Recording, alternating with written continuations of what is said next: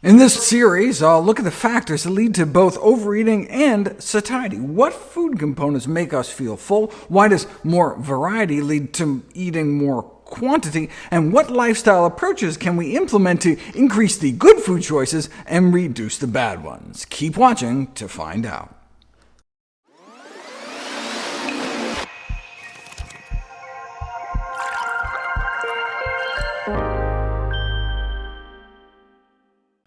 Anyone can lose weight eating less food. Anyone can be starved thin. Starvation diets are rarely sustainable, though, since hunger pangs drive us to eat. We feel unsatisfied on low-calorie diets, unsatiated. We do have some level of voluntary control, but our deep-seated instinctual drives may win out in the end. For example, you can consciously hold your breath. Try it right now. How long can you go before your body's self-preservation mechanisms take over and overwhelm your deliberate intent not to breathe?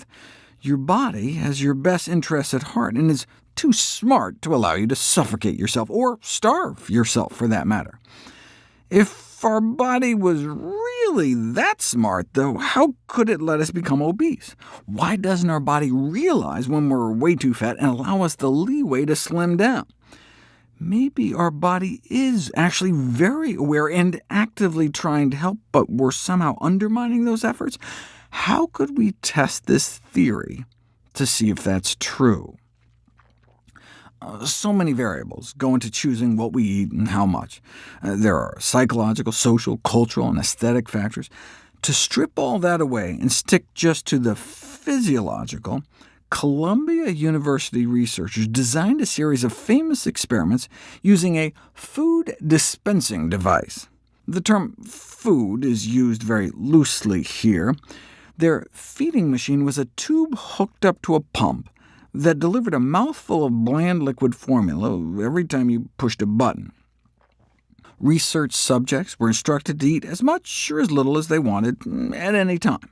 In this way, eating was reduced to just the rudimentary hunger drive, without the usual trappings of sociability, meal ceremony, and the pleasures of the palate. How much would people be driven to eat?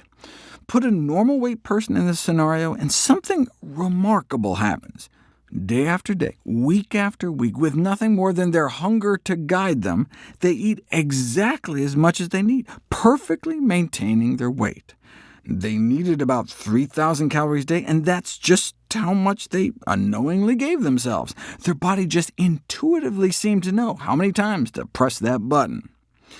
Put an obese person in that same scenario, and something even more remarkable happens. Driven by hunger alone, with the enjoyment of eating stripped away, they wildly undershoot, giving themselves a mere 275 calories a day total. They could eat as much as they wanted, but they just weren't hungry. It's as if their body knew how massively overweight they were, so it dialed down their natural hunger drive to almost nothing. One subject started out at 400 pounds and steadily lost weight. After 252 days sipping the bland liquid, he lost 200 pounds. This groundbreaking discovery was initially interpreted to mean that obesity is not caused by some sort of metabolic disturbance driving people to overeat. In fact, the study suggested quite the opposite. Instead, overeating appeared to be a function of the meaning people attach to food beyond its use as fuel, whether as a source of pleasure, or perhaps relief from boredom or stress. In this way, obesity seemed more psychological than physical. Subsequent experiments with the feeding machine, though, flipped such conceptions on their head once again. If you take the lean study subjects and covertly double the calorie concentration of the formula, they unconsciously cut their consumption in half to continue to perfectly maintain their weight. Their body somehow detected the change in calorie load and sent signals to the brain to press the button half as often to compensate. Amazing. Do the same with obese persons, though, and nothing changes. They continue to drastically undereat just as much as before. Their body seems incapable of detecting or reacting to the change in calorie load, suggesting a physiological inability to regulate intake.